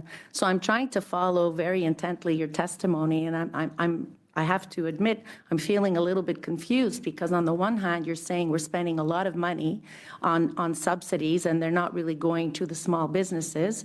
Earlier in your testimony, you said small businesses would like to train young people, but they find that training is too expensive. So are you saying that subsidies that are currently available that small businesses can also have access to are not enough? Or are you saying that we have to eliminate them altogether? What is it that you think small businesses need in order to develop, the young, and to attract them, to incentivize them to want to go into skilled trades? I'm having a hard time trying to balance the two. Well, when you refer to the lowest tax rate in the G7, you're referring to the corporate tax rate for small business. And unfortunately, that's that's just one very small part of the pie. In fact, corporate tax rates are one of the least problematic tax rates because a business has to be making money to pay corporate taxes. The more problematic taxes are the payroll taxes, which I mentioned, which a business pays whether it's making money or not. And they could be losing money and, of course, still have to pay those taxes. Property taxes, which are not federal. Things like health. There's health taxes in some provinces. Ontario has a health tax. All of those taxes that do not rely on whether the business is actually making any, money are the most problematic taxes. So you have to add up that whole burden. Yeah, the whole thank you, Ms. regulatory Swift. red I'm tape- sorry, my time is running out, and I do have one more question. Thank you for that. My next question is to Ms. Watts Reinhardt. And in your testimony, you were talking about programs that may not be really delivering for students. And I'm just wondering, are there provinces that have particularly strong partnerships with federal programs in delivering youth employment outcomes through polytechnics that you're aware of and that you can speak to? I think that across the country, there are some programs that are very successful when it comes to starting in getting that sort of first experience. And what we've seen is that doesn't necessarily incent ongoing retention and completion. And maybe I just point to the skilled trades as an example. There are some really great programs that have come out of the government to provide wage subsidies for apprentices that are just getting started in the skilled trades. But the difficulty is retention and completion is where we struggle. And so I think that there are a number of programs that are designed for that first experience. And when youth unemployment rates are high, what we actually find is that you don't always get into the field in which you were studying, but what you do find is that you have those experiences are the things that people fall back on. Thank you, Ms. Koutsrakis. Madame Gill, pour 6 minutes. Merci, Monsieur. Thank you, Chair, and thank you to the witnesses who are with us today and who are explaining and sharing their views and perspectives. I have some comments for each of you. First of all, Ms. Swift, this might surprise you, but I do agree with you. There are too many government subsidies, particularly for fossil fuels. The Bloc Québécois believes that this is the energy of the past, and we believe that money should have most likely gone elsewhere, probably to Quebec for the softwood lumber industry.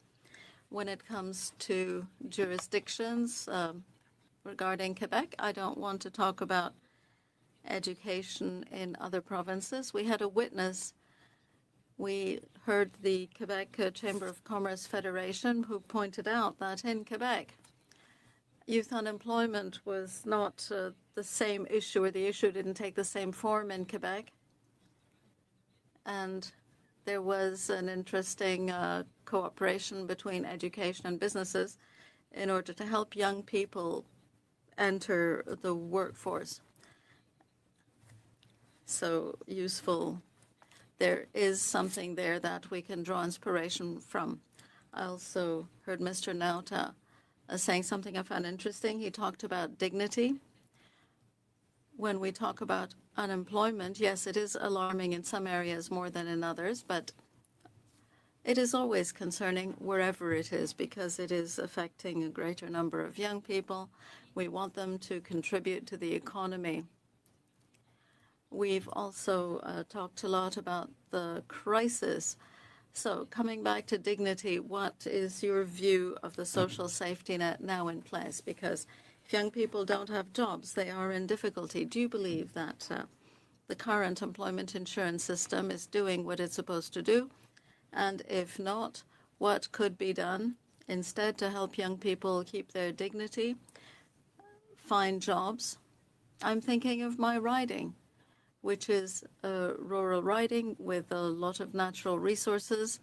A great deal of development needs to be done.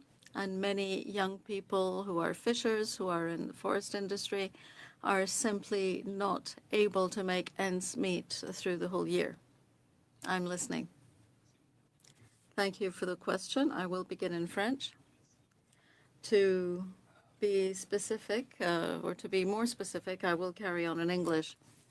When it comes to dignity, well, dignity is fundamental for everyone.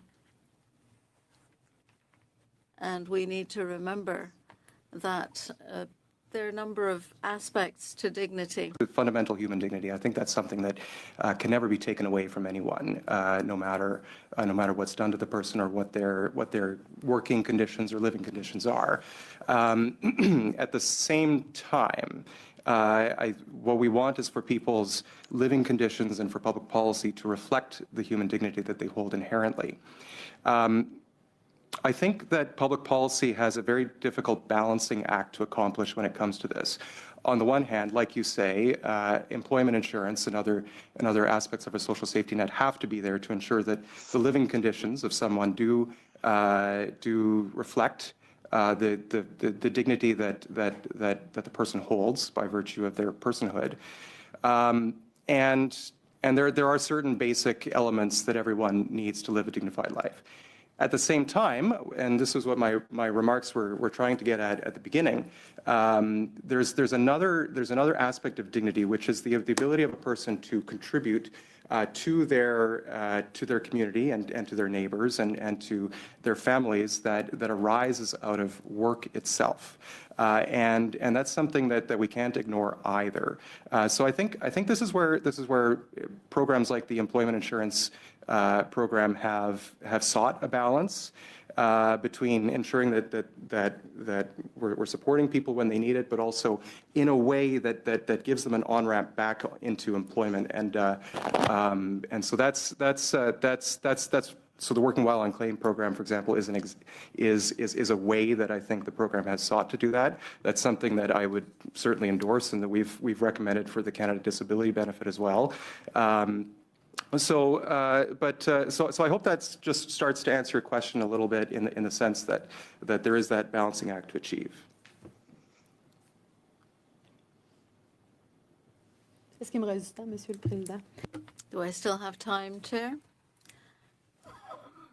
You talked about maintaining a balance, and I imagine that we can't reform the entire system, but some aspects of it can be. In a crisis, we still need to have available manpower because otherwise businesses will have difficulties because they'll have to go look for employees elsewhere. Could something be done for young people to make sure they have a social safety net, one that would encourage them to remain in the workforce and would help them get into the workforce? Thank you for the question. One of the things that your question makes me think of is another recommendation that we have in the report about the over-credentialed working class, and that's the importance of lifelong learning. So often when there are different kinds of unemployment, but when someone becomes unemployed because of a structural problem in the economy, where their skills are no longer needed by an industry or something like that, then it calls for a different approach, and EI might be part of it, but EI probably also needs to be paired with some support for lifelong learning, and this is especially acute given the data that I was pointing to about how many institutions don't always do a very good job of preparing people for the workforce, and which means that people will need more micro-credentials as they go forward. So anyway, I hope this is answering your question in a way. Okay. Merci, Madame Gill. Now to Mr. Reynolds for 5 minutes. Mr. Reynolds. I'd like to thank the witnesses for coming here today. Really appreciate it. Mr. Nauta, I'm a construction electrician by trade. I've been a construction electrician for 20 years. I have seen many apprentices and people coming into the building trades that are definitely over-credentialed. I've seen it countless times, so many I can't even count. In your opinion, would you say that workers are coming out over-credentialed because there weren't any jobs that were available for them in their chosen field? Like, essentially, would you find some of our education institutions are selling a bill of bad goods?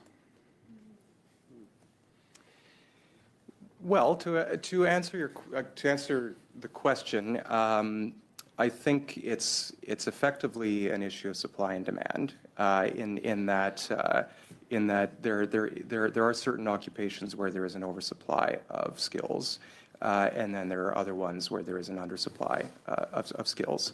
We see you mentioned the skilled trades and the building trades. That's certainly one right now where there is a shortage, but by contrast, I think what our report shows is that there are other occupations, especially ones that formally require higher education in terms of university degrees and that kind of thing, where clearly, according to our data, which is Statistics Canada data, there is an oversupply of those skills. So I would agree with your point in that respect, that there is an oversupply. I would say that to the second part of your question, my hope is to send a message to post-secondary institutions that they do need to be responding to the labor market, but even before that, I think students need to consider what the reality of entering the workforce is with a particular diploma or with a particular degree, so what post-secondary institutions are telling students and what guidance counselors and high schools are telling students, I think should matter to this committee and to Parliament, because it isn't necessarily setting everyone up for success. It certainly does for some people, but for others, there could be a better job done. Yeah. Okay. Thank you. My next question is for you, Ms. Watts-Renard. I'm actually alumni of Red River College Polytechnic. I've been there a few times. Obviously, being a construction electrician, that's where I got my red seal from. Canada's secondary, post-secondary school system contributes to a troubling rise in unemployment among young Canadians by steering students towards universities instead of trades and technical careers. Or do you find that they're offering or steering Canadians towards universities versus technical jobs? I don't think that happens in post-secondary institutions. I think that's happening much earlier. My sense is, even my own children, when they were going through the K-12 system, they were encouraged not to do trades-related programming. And, you're too smart for this. You should be, leaving spaces in those programs for those that need it, and pushed in a university route, whether that was what they wanted or not. And that continues to be a challenge today. Yeah, I've definitely seen that myself. The overall attitude towards skilled trades, and not just building trades, but skilled trades. I mean, we could be talking machinists, we could be talking mechanics, all skilled trades. I've definitely seen a push for that in, K-12. So what would you suggest we could do to change attitudes of society in general to say, hey, skilled trades is not just for people who can't hack university? Well, I mean, part of that is trying to give experiences, I think, during the course of the entire education journey, give experiences with different kinds of learning and different kinds of career paths. But, I will point out in terms of what it is that the federal government might do. I mentioned earlier about the Canadian Apprenticeship Service and providing first-year wage subsidy to get apprentices started in the process. I think a big challenge with why young people choose not to go into the trades is not necessarily because they don't think that these are good careers. The experience is that only 50% of the people who go into a skilled trades pathway come out the back end with their red seal. And I think that's hugely problematic, which really means we need to incent retention and completion and try and make sure that the people who do choose to go into those careers see the finish line. And that's something that is offered in lots of diploma and degree and certificate programs, but is exceptionally difficult when it comes to the skilled trades. And thank you, Mr. Reynolds, for your insightful questions. Now to Madame Desrochers for 5 minutes. Merci beaucoup, Monsieur le Président. Thank you, Chair. Écoutez, premièrement, First of all, for Canadians who are listening, I'd like to quickly set the record straight, because I think some of the things being said about the Canadian economy need correcting. For example, we have the lowest deficit in the G7. We have the lowest level of debt among G7 countries, and our debt to GDP ratio is the lowest in the G7 as well. So I believe that our economy, in spite of all the challenges we're facing at the moment, as are many other countries, we are still doing relatively well. I would like to thank the witnesses for the recommendations that you've made to us, the very tangible measures that you think we might take. We really appreciate it, particularly Ms. Watts-Reiner. You talked about realigning apprenticeship programs in some sectors, and the data you provided. You said only 9% of college degree students end up in their jobs. Launch the Major Projects Office, Build Canada Home, which, with clear commitment and clear, signals, a new policy to buy Canadians, Defense Investment Agency, increasing our defense spending, including clear message that we need to increase our recruitment and retention in our armed forces, as well as a defense industrial strategy that's going to come out. In my opinion, all of those are really geared towards a lot of the skills trade, a lot of supporting skills trade employment. So my question to Ms. Watts-Reiner and Mr. Nauta is, do you think these are good enough signal to send to Canadians that these are the areas that where we really need, sorry for the interpreter, these are the areas where we need youth to go and study, and these are the places that will be good jobs? Do you think there's more we need to do? And I really, je sais ma collègue du Bloc québécois la question. I know that my colleague from the Bloc québécois was talking about skills and the education system. You talked about the gap between what students learn and actually need on the job market. And that gap remains. That. In my view, the signals are that there's a high need for skilled tradespeople, and I think that youth are hearing that. When I think about how the federal government might improve some of the programs, I'll tell you, my son-in-law is an electrical apprentice. He is just about to go back to technical training.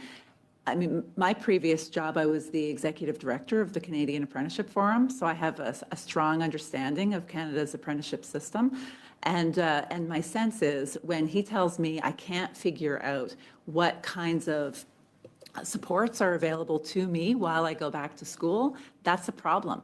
I mean, he's a 29-year-old. He's a smart guy doing a difficult trade, and he is talking about trying to navigate a system that includes the Canada Apprenticeship Loan, it includes unemployment insurance, and he's trying to figure out how can I even afford to go back to school. And so I think the signals are there that the occupations are in high demand and that they are valuable careers. We do have a parity of esteem issue, but that's separate. But I think that there are probably some ways that we could improve the barriers that stand between someone who starts and someone who finishes. Thank you for the question. I think the new agencies that I think you've listed, I think are could be necessary for the functioning of government and for moving things forward in the government, and I certainly hope that they do.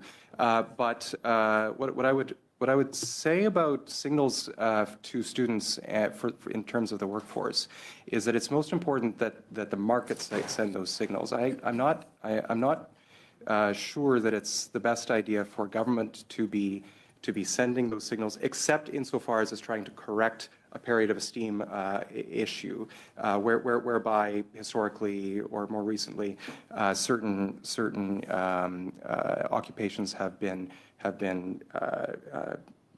said to have less dignity or what might have you. So, but I would say that the correction for that isn't. I think politicians can be speaking from their perch to speak to the importance of these other kinds of occupations. But in terms of how students and workers are making those decisions, we want as much of that to come from the market as possible. So that might actually involve getting government sometimes a little bit out of the way in terms of the messaging, and so there can be more room for employers to have to indicate that. Thank you. Okay, Madame Gill pour 2 minutes et 30 seconds. Ms. Gill, 2.5 minutes. Thank you, Chair. I will put a last question to each of the witnesses. It's difficult to generalize, since there are many different kinds of young people from different regions living in different economic situations. Some of them are studying. So the ones who are studying are unemployed, but they're not available to work. So, or they're studying part-time, but not entirely available to work. So what are the main reasons, the main causes we should be tackling? As we've said in recent weeks, it's been over 20 years that we've seen higher unemployment among young people than among anyone else. So what are we to do to have a genuine impact? This question is to all of you. Et si vous n'avez pas le temps, vous pouvez nous le... And if you don't have time to give a full answer, please do provide it in writing. Well, I'll start. I think you're right to point to the complexity of the issue, because it's not just one thing. One thing that I haven't had a chance to talk about much in this committee yet is the fact that while some of the overcredentialed working class is born in Canada, and part of the problem, therefore, is how our post-secondary institutions are aligning with the labor market. In many cases, it's also immigrants who find themselves in the working class, but who may have credentials from abroad that are not recognized here.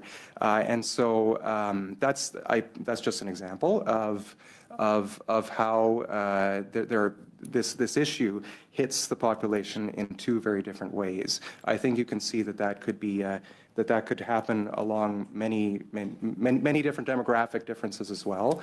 But that's one that I would point to. So if there's one cause that I would point to that I haven't had a chance to talk to, it's about that foreign credential issue.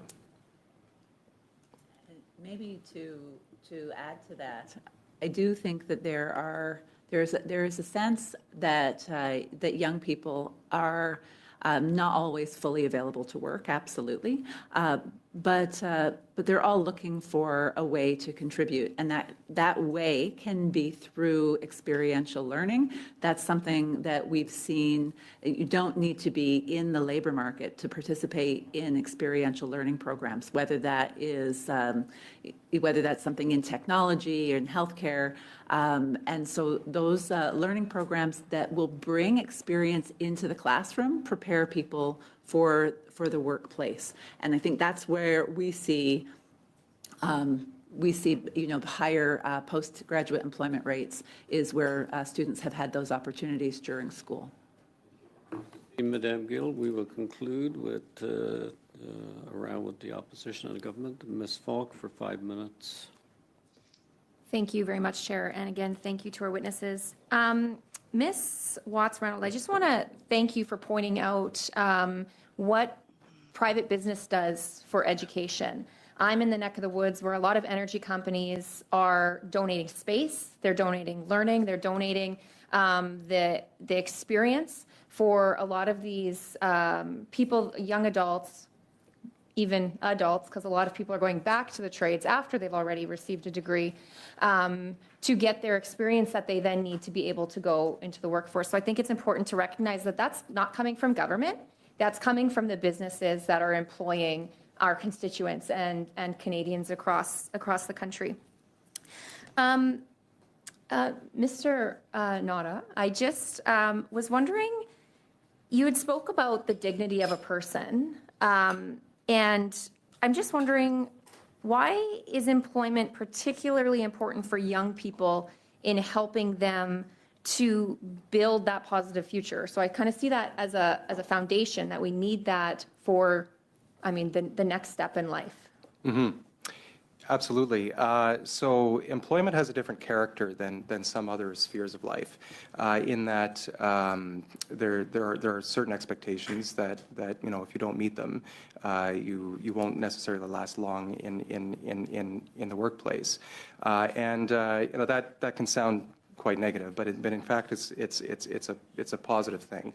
I should broaden that out, though, to say that the dignity of work, it doesn't come fundamentally from that. It comes from the fact that it is a place where people typically spend about 40 hours a week. Obviously, there can be more or less than that, but it is a significant portion of your time in which a person is putting the services that they have at to the benefit of other people.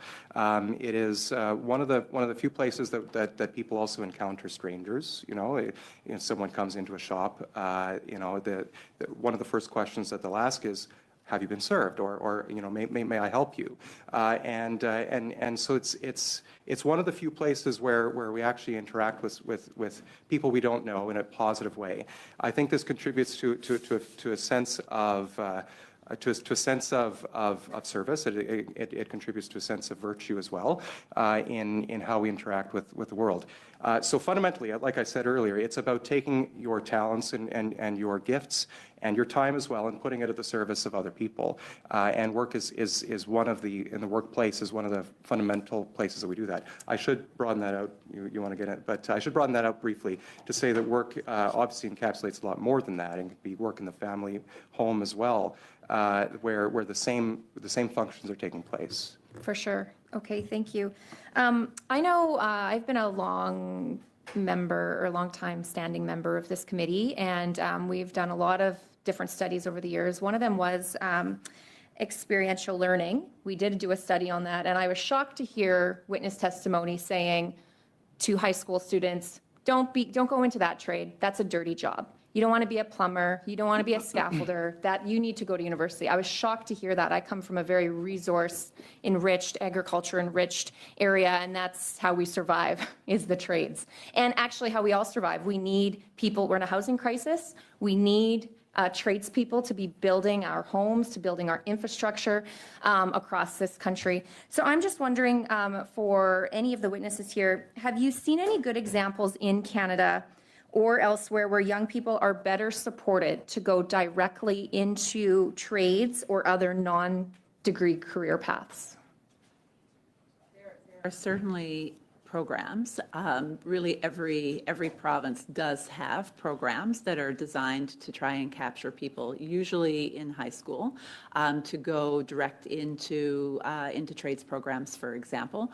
I think we just have to accept that the programs themselves are clunky and often used as a way to capture people that they're actually fearful will not graduate high school, rather than really thinking about long-term careers. So those programs exist, and I think some are successful for some people, but the pathway is not nearly smooth enough. And if somebody who said, I'd like to go into the skilled trades, is really good in math, I guarantee you the career counselor will say you should go to university first, including, unfortunately, some tradespeople would say that. Interesting description, Ms. Watson. Clunky. I think it does define too many. Can I just add? Could I just add that? Our time, Ms. Oh, I'm sorry. We're out of time. Yes, we have to conclude with Monsieur Joseph for 5 minutes. Monsieur? Mr. Joseph, 5 minutes. Thank you, Chair. Thank you, everyone. And thank you to our witnesses for being here today. We appreciate it. Last week, we heard other witnesses talking about youth unemployment. Young people who come from diversity, and when I say diversity, I mean a number of different aspects, be it people of different origins, different religion, people living with a disability. So, Ms. Watt, I would like to know, in your opinion, what is the rate of unemployment among people with from diversity communities? Well, in fact, it is double that of other young people. And what do you think the root causes of this are? My sense is that within institutions, we are still finding that there's a self-chosen pathways that sometimes speak to what we think is going to be in high demand, and then find that that is not necessarily the case. So I think we giving young people some direction when, for example, they're in high school, they're coming from an immigrant community, where the sense is we want to sort of head for the gold level standard. And if you think about some of the language that is used, particularly when we're talking about an immigrant population, about wanting the best and the brightest, what you actually mean is you want PhDs, not that you want people who are going into the skilled trades. And that's the underlying message that is being given to, I think, youth of regardless of their background. And those are things that we have to be able to address. If it's about workforce demand, we shouldn't have policies and procedures in place that are designed to say, if you're a graduate student or if you're a PhD, then you get better treatment than you will if you decide to go and do a technical occupation. Ok, merci beaucoup, mais je parlais pas que de l'immigration. Thank you, but I wasn't talking only about immigration, but people with disabilities. Disabilities have no race or borders. Other witnesses have clearly said that immigrants don't necessarily want to work, but others say the opposite. At the same time, some people accuse young people of not wanting to work in manufacturing, so I'm a little bit confused. Could you advise us how we could, or what we could do to change the attitudes of these people saying such things? I would say that one of the answers is that I think we as a society have to get past the idea that there's menial work and then there's intellectual work. You know, that is a false distinction, and it's an unhelpful one. And so I think, and this goes back to the parity of esteem issue that Ms. Watts-Reinert was speaking about earlier. I think we have to send the message that there is no menial work, that work has value and work has dignity, regardless of who is doing it or what the work is. Doesn't mean that it's going to be valued the same way in the market, but that doesn't mean that it isn't valuable to the person. And that's really, I guess, the message of what I'm trying to get at with the dignity of work.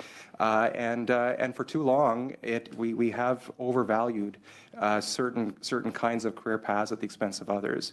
And so a strong message from this committee or from Parliament or from the Government of Canada to indicate that there is no menial work, that work can be meaningful regardless of the nature of it, would I think go a long way to that. Merci beaucoup, Monsieur. Thank you. Est-ce qu'il me- Bon, écoutez, If I have 10 seconds left, I will certainly let them go because I've been satisfied with the answers. About people with disabilities. May I? So just to say that that's an area of research focus that we have done as well at Cardis to indicate that in the same way, people with disabilities need to be given opportunities in the labor market as well.